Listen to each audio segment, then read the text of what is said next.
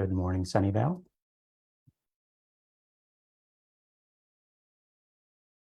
Get started in just a moment.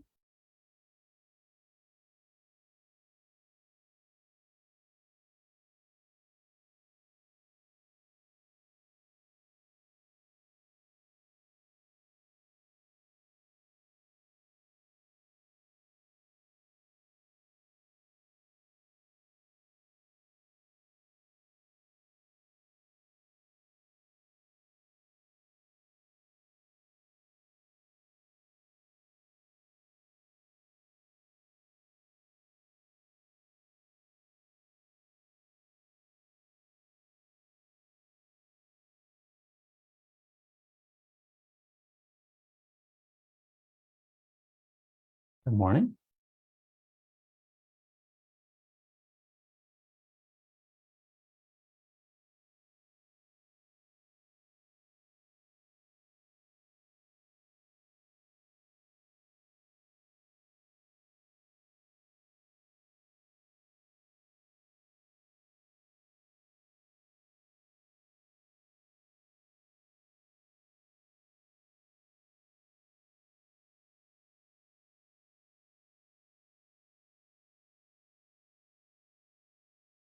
Morning.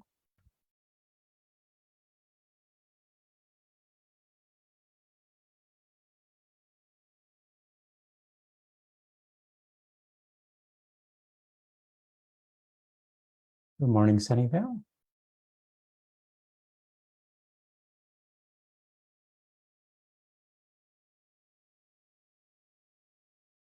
Welcome. Happy Friday. Welcome to my weekly virtual office hours. This week's early artwork is from back in the state of this, my first very state of the city back in 2019, pre-COVID, when we actually had 5 muralists creating murals during the day of State of the City. So it was a great event in downtown Sunnyvale. And at the end of the day, we had 5 murals that are currently on display at the community center. So if you get a chance, always go by there and you'll see those murals. Let's go ahead and get started. Good morning. I'm Sunnyvale Mayor Larry Klein. Thank you for joining me again this week. It's been another busy week. This is the 177th installment of my weekly virtual office hours. I hope everyone is doing well, enjoying those cooler days, and cooler evenings especially. Actually, let me go ahead and fix my background. Always got to remember to do that. Yeah, I moved to a jacket or a pullover. Not as many vests. It's starting to cool off in the evenings, but still, September is fairly good weather as far as that's concerned. We've now reached 1,278 days since the March 16th, 2020 county health order started the shelter in place in an attempt to slow the spread of COVID-19. Over 3 years ago, I converted my weekly coffee shop office hours into this weekly live stream address. Thanks to everyone who continues to join me, and people still say they enjoy hearing from their mayor each week, whether or not they're watching it live or watching it delayed.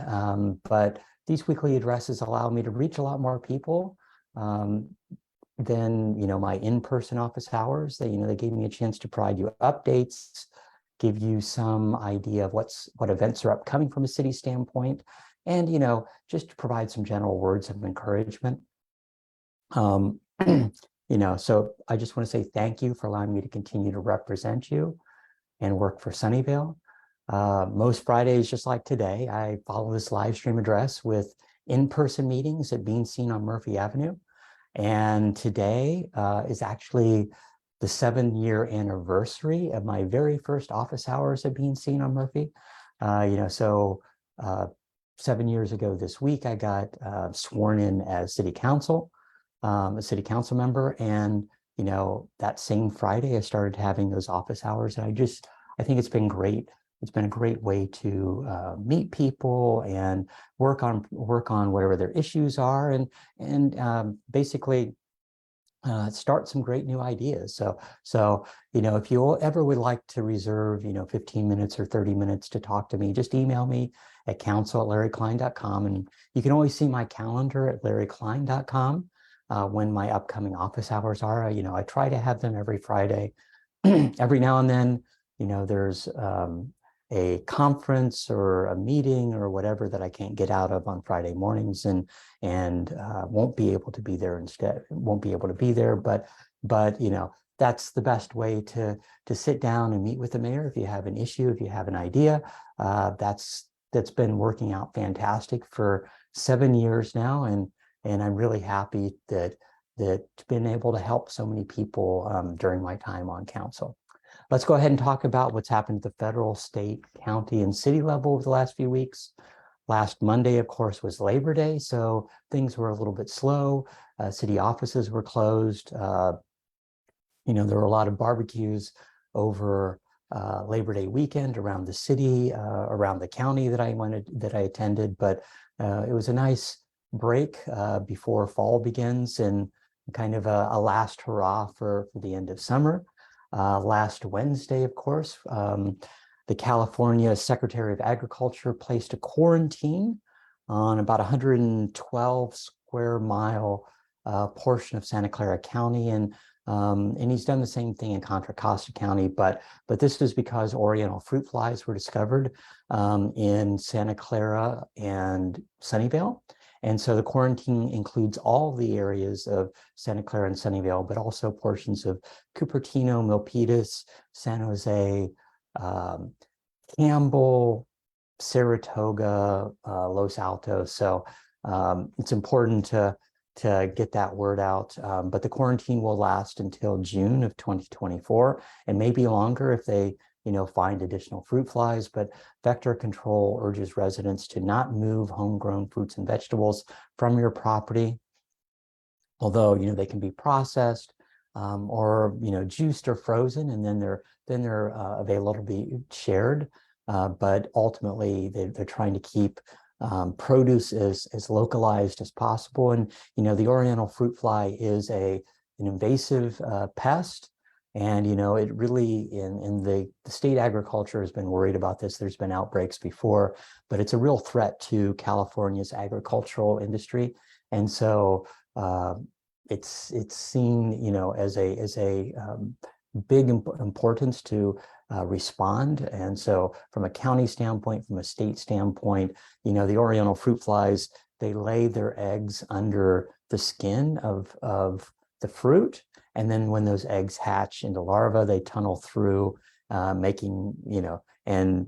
tunnel through that flesh of that fruit and ultimately make that unfit for consumption. But people should not food cycle their homegrown fruits and vegetables, is what the county's currently saying. City staff is working with them to try to clarify what that is. The initial report was double bag your fruits and vegetables and throw them in the garbage. I've been talking to environmental services, and they're trying to make the case that, okay, double bag them, but put them into the food cycle like you're always doing. And from that standpoint, that's just as good, because they're ultimately processed at the smart station, and that would prevent conceivably flies from getting out. And then last Wednesday at lunchtime, I spoke at a commercial real estate group luncheon. It was part of a meet the mayors meeting. And so the mayor from San Jose, the mayor of Santa Clara, the mayor, and of course the mayor for Sunnyvale were there joining me on stage to talk about our respective cities. And, it was good to hear from the other mayors about what their challenges are. I'm blessed to not have some of the issues that San Jose and Santa Clara have. But we have our challenges, and, there's always things that could be done better. But in a lot of ways, Sunnyvale is a very unique city, and I'm happy to see what our city ultimately is able to do. And what, from a staffing standpoint, we have a fantastic staff and are able to accomplish a lot, being the second biggest city in the county. Last Thursday, I welcomed, and that was Thursday evening, I welcomed 25 new CERT training residents who are going through the CERT training class. So, CERT is the Community Emergency Response Team. And it's actually really impressive. I went through that program about 8 years ago now, and it's very valuable for disaster preparedness. And when that next big disaster happens, it'll be people within the neighborhoods, because we won't have enough, no city will have enough public safety officers to deal with all the different issues. And so it'll be, local residents being able to make sure that their neighborhoods are fine, and, being able to kind of do triage and figuring out whether or not DPS needs to be called. But the training is completely free. I went through the program, and we have about 3 classes every year. I think the next one will be coming up in February. So if you haven't went through it, it's fantastic. You get to meet a lot of the public safety officers and get training on to see what they're doing, as well as how to put out fires in your home, how to make sure that you're prepared for the next disaster. So definitely always good to welcome that new class. On Saturday, I was at Sunnypalooza. So that was basically it was an adult learners education event at Foothill Sunnyvale, and that's probably one of our biggest hidden secrets in Sunnyvale, that we actually have a Foothill campus here in Moffett Park. But it was a great event. It was showing programs and services from local schools, community colleges, industry associations, government agencies, community-based organizations. Foothill and De Anza College was there, Fremont Union High School, Adult Education School was there, Nova Works. There are a lot of different organizations to say, if you want additional training, if you're thinking about changing careers, this is some of the opportunities that you have available. There were lots of families there and activities for the kids. Free ice cream was always a big draw, but beyond that, it was actually good because it's highlighting all of the good things that are happening in Foothill Sunnyvale, as well as other opportunities around the area to get additional training and to widen your aspirations as far as that's concerned. But they're hoping to make this a yearly event, and so for those of you that missed it, hopefully maybe twice a year. So we'll see whether or not they have another one in the spring, but at least every fall they're planning to continue to have that. And then the rest of Saturday, I was jumping from event to event. There was an Indian festival at Bishop Elementary. There was an open house for Sunnyvale staff at Animal Assisted Happiness in Baylands Park. And so I think the second Saturday, or the first Saturday, the first Sunday in every month is basically an open house at Animal Assisted Happiness. But they had a special event for Sunnyvale staff, and happy to welcome some of the staff there. And then there was actually an Armenian food festival that I went to. So yeah, last weekend was busy. Saturday, and then of course Sunday morning, people gathered at the county sheriff's office in downtown San Jose for Patriots Day. So it was a pre-Patriots Day celebration, and it's basically to pay tribute to the heroes that lost their lives 22 years ago due to all the events on 9/11. It was a solemn event put on by Senator Cortese and Sheriff Johnson, but it was actually pretty inspiring. There are lots of electeds there and public safety personnel from all over the county, but to hear some of the stories and just to be able to thank some of our first responders and hear the stories of some of the first responders and what they went through 22 years ago was impressive, and happy to be able to honor our first responders and honor those that lost their lives 22 years ago. Later on Sunday, It was more of a celebration of um, another celebration of patriots. And so the Sunnyvale Elks Lodge had a special breakfast to honor the heroes that are all around us. They had men there from the 63rd, men and women from the 63rd Readiness Division, and they also invited all of our on-duty public safety officers to drop by. So I just want to thank the Elks for their service to the community and always putting on events like that. And then for lunch on Sunday, I attended the birthday centennial celebration for another one of our Sunnyvale residents that are turning 100 years old.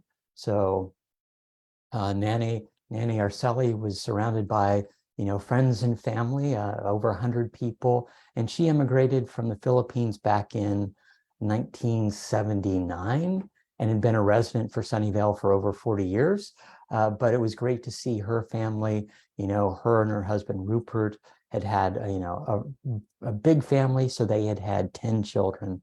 But beyond that, there were 34 grandchildren, 45 great-grandchildren, and 4 great-great-grandchildren. So it was great to see so many generations there celebrating her 100th birthday, and lots of friends and family. But it was, good to see her up and dancing with her sons during live music. And, those are the fun things of being mayor. And then as far as this week is concerned, Monday was, of course, Patriots Day. So, it's time to take a moment to, remember the sacrifices that those who lost their lives 22 years ago or died from the effects of responding to those tragic events.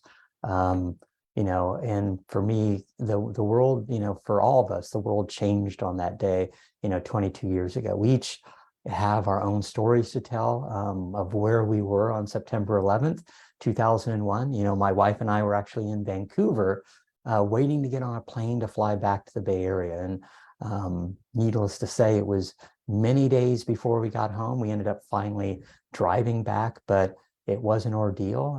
And I posted about it earlier this week, but, sitting in the airport and actually having airport personnel, watching what was happening in New York, go around and turn off the televisions because they were worried about possibly, passing information to somebody that was possibly one of many flights that were about to take off that might have had other terrorists on them, but just to be disconnected from what was happening in New York City and being away from home, it was somewhat of a ordeal. And then to be there for multiple days while all the U.S. West Coast airplanes coming from Asia ended up being diverted into Vancouver. So seeing the planes, backed up on the airport tarmac, and it was pretty impressive to see how Vancouver responded, providing, people were giving up their rooms because, all the hotels were full. There were, I think, 8,500 people that were just dumped into Vancouver, on top of people that were already there that couldn't leave. And so, yeah, it was an interesting few days before we finally made it back home. But yeah, happy to celebrate our Patriots and Patriots Day. On Tuesday, council met, and we started off with a special order of the day for Hispanic Heritage Month. From the Hispanic Heritage Foundation, which is run by former Mayor Ron Gonzalez. One of their representatives came to receive that proclamation and tell her story. It was actually really impressive to hear, how she, her life and how she's already been giving back to the community and been part of that organization for several years. Then we actually swore in our new board and commissioners. And actually, as far as Hispanic Heritage Month, that actually starts today and goes for the next 30 days. And just in general, it kind of celebrates, it corresponds with the Independence Days for multiple Central American countries, and then Mexico's Independence Day, which is September 16th. but that goes, Hispanic Heritage Month starts today and goes for the next 30 days. And then next in the meeting, we swore in our board and commissioners, our new board and commissioners. If you're ever interested in joining a board and commission, lots of opportunities to give back to the city. And then we had a presentation from Silicon Valley Clean Energy. It was our Electric Showcase Awards. So it recognized the cutting edge efforts for community members and basically Sunnyvale city residents who are electrifying their homes and businesses. And it was great to honor them and see them there. As far as our main meeting, we awarded a contract for planning for the Civic Center Phase 2, which is our main library. So we're currently in the process of finalizing Phase 1, which is, of course, the new City Hall, as well as the addition onto the Public Safety Building. And then, once we tear down all those other buildings, finalizing those grounds. And lucky to say, the majority of all those other buildings are finally torn down. They filled in the old City Hall basement, ripped up all that concrete, and now they're doing the same thing with the City Hall Annex.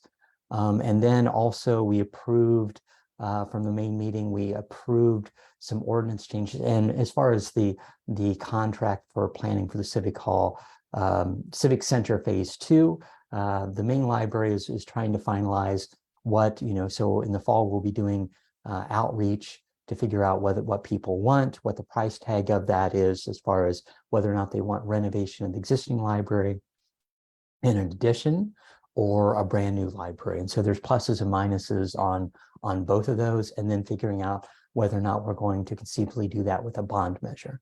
So from that standpoint, you'll hear a lot more about our main library, although the branch library is moving forward at the same time.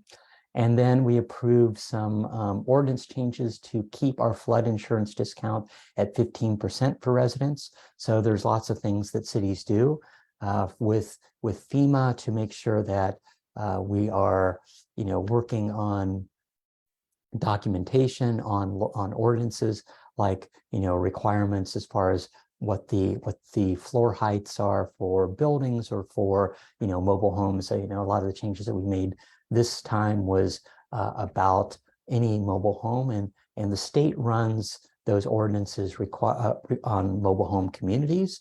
But if there's mobile homes around the city or manufactured homes around the city, it's making those changes within our code to make sure that our residents get that flood insurance discount.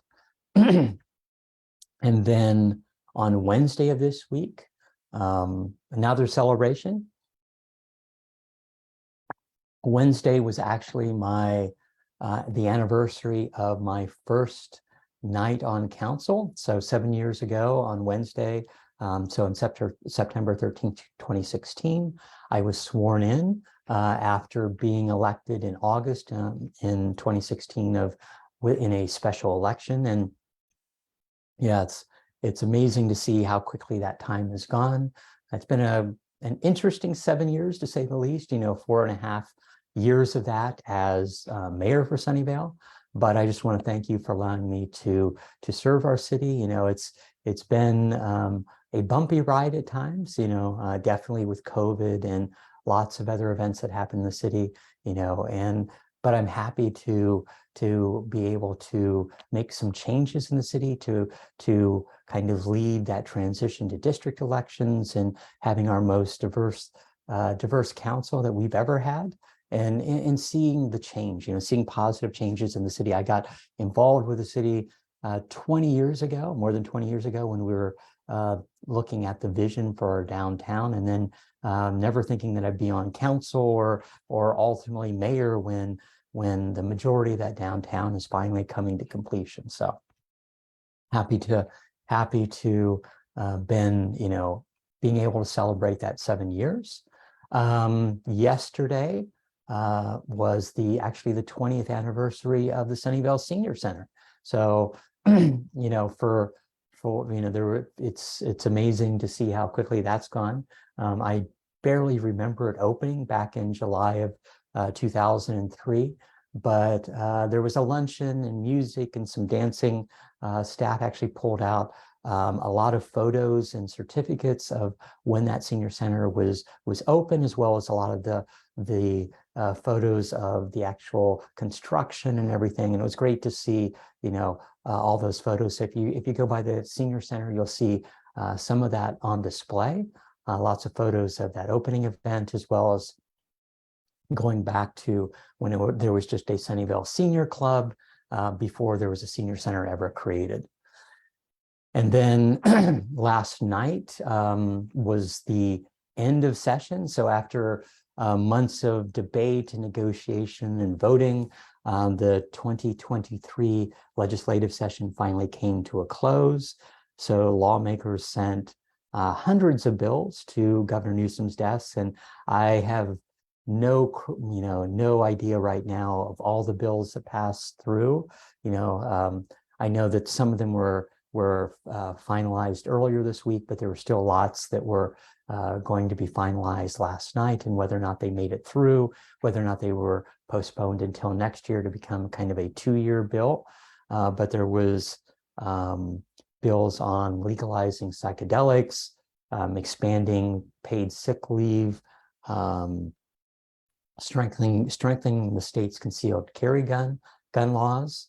And then there was, I think, something I saw about allowing striking workers to get unemployment benefits. So you'll be hearing a lot of this. There'll be still lots of advocacy to continue, and then figuring out which bills the governor will actually sign. So he has 30 days. So a month from now, we will be seeing what bills the governor signed, and conceivably there'll be a lot of press about new laws that will either be going in, some laws into place immediately, or conceivably going into place January 1st. So we'll hear a lot more about the laws that have been worked on, the bills that have been passed.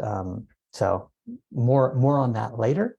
And then today, of course, is POWMIA Recognition Day. We had a proclamation earlier in the month, but I just want to recognize the more than 500,000 service members who have at one time been held as prisoners of war. And then there are nearly 82,000 members that remain unaccounted for. And so it's important that we not forget that sacrifice, and those people, and those families that don't know what happened with their loved ones. So if you go by City Hall today, the POWMIA flag will be raised sometime this morning. And then, as I've said previously, I won't be focusing on weekly COVID numbers anymore. However, of course, there has been some changes worth mentioning. On Tuesday, the CDC recommended new vaccines for Pfizer and Moderna, tailored on the recent variant of the virus for everyone that is 6 months of age and older. And that followed a 3-1 vote that, whether or not, and that one dissenting member was more on whether or not it should be more age specific or health specific, as opposed to what the move currently institutes is basically a simpler approach than last year's recommendations for different vaccines and boosters based on age and immunization status. It's basically everybody, and it's only a single shot, and there's not multiple shots this time, but it's a single shot, and it's recommended for everyone, depending upon whether or not you've had any vaccine before, whether or not you've had the booster. There are some requirements that if you've had COVID recently, you should wait to a certain number of weeks before you get COVID. And if you've actually had a booster recently, you should wait at least 2 months before your next booster. So it's a little bit simpler. We'll see how the uptick of people wanting to get the vaccine is. As I've heard some people that are still getting boosters during the summer, and some said that they'll be waiting at least until the fall one or longer. So we'll see how that response is as far as that's concerned. We are seeing slightly uptick in numbers in hospitalizations, but in general, it's the latest variants haven't been as bad. I continue to do lots of advocating on our city's behalf at the county level, state and federal level.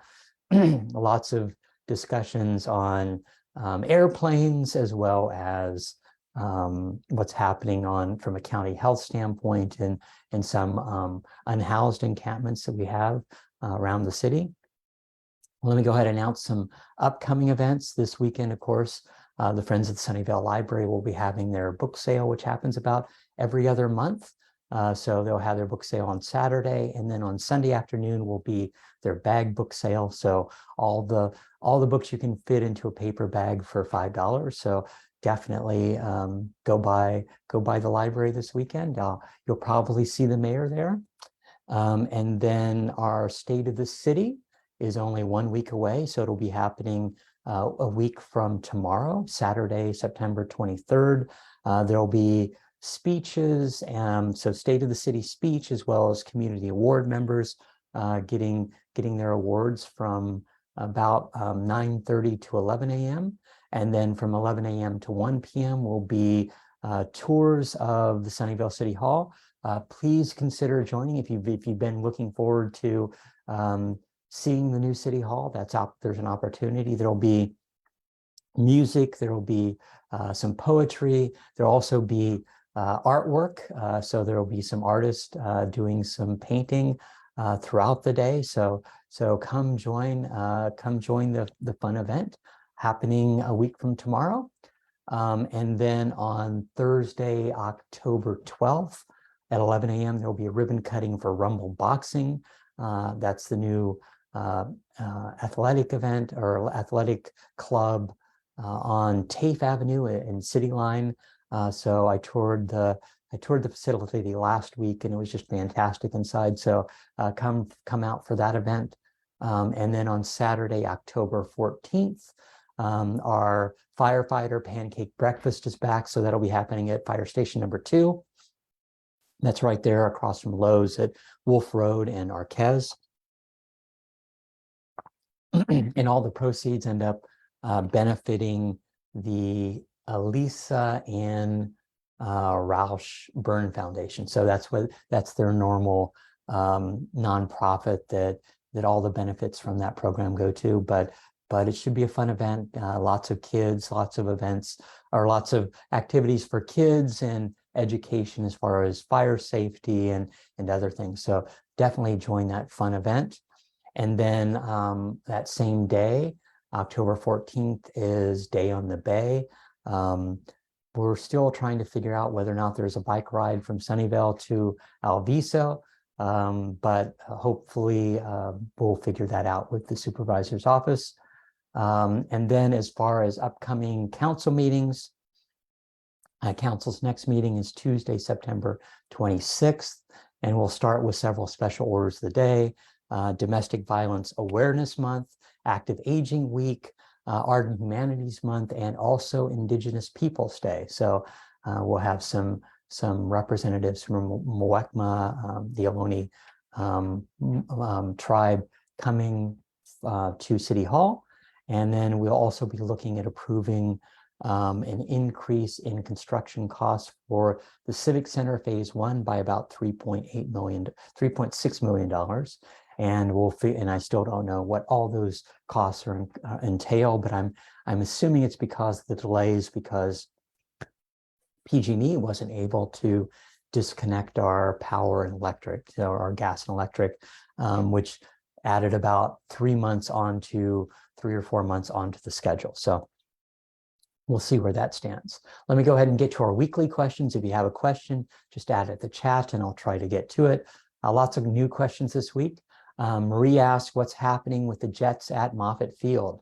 Yeah, so I checked with my Moffett contacts, and for yesterday and today and tomorrow, the military will be conducting actually training exercises. So this includes 4 F-18s, and they arrived, I think, yesterday or the day before. I think, yeah, they arrived yesterday, and then there'll be 4 F-35s that should be arriving today, and they'll be conducting, multiple sorties over the next few days.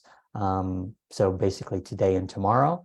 And then, definitely the F-35s can be extremely loud, those single engines versus the old F-18s, which aren't as loud. But this is a military request, and it falls under, NASA flight operations manages the overall operations at Moffett Field.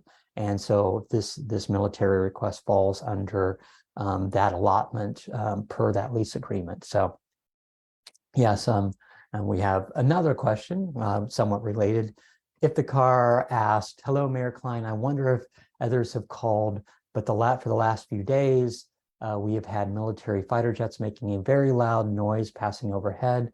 Do we have a regulation in place for air traffic noise over our city? This is way too loud, and I wonder if it can be addressed." So I've had lots of discussions with the FAA and our federal representatives, but there's very little we can do about airplane noise. The FAA does have some controls over noise on takeoff and landings, but in general, part of the problem is those noise controls are all hourly averages. So when something happens over a 30-second period, the average noise over that hour is very low. So it takes a lot of planes doing a lot of noise for a long period of time to reach any of the decibel levels that the FAA actually does restrictions on. So yeah, and I've talked to residents that lived here for years, and when this was really an active military base, and they said it was, used to be a lot more noisy and busy. But of course, that doesn't make it easier for anyone.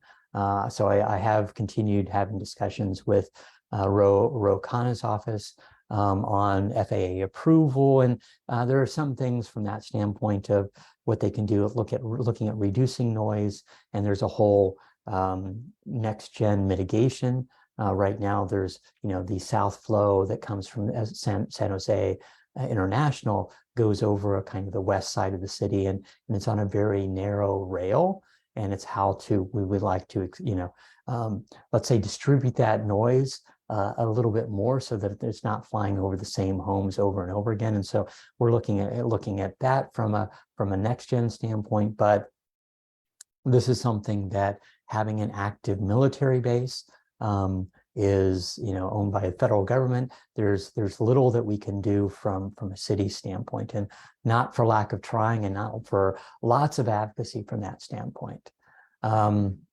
Next, Pauline asked, why did Tacos Jalapa close? So we've seen this a lot recently. The owner of the building passed away, and the family that's taken it over decided to sell it to someone else. And then that person has either different ideas for one thing, raising the leases on that commercial space, and then maybe having a different idea of what they want in that commercial space. And so, yeah, I met with Cristobal of the taco guy from Tacos Jalapa, and he was pretty disheartened, but I was sorry to hear his story, and hopefully, he doesn't look like he will be opening up another restaurant. He had been there for 27 years, I think it was, and 24 years, 27 years, and it's like he didn't have it in him to start the business over again, but it was able to put his daughter through college, and from a certain standpoint, he's been a big part of our community for many years. Sorry to see that go. And especially a business that I frequented quite often. So especially sorry from that standpoint.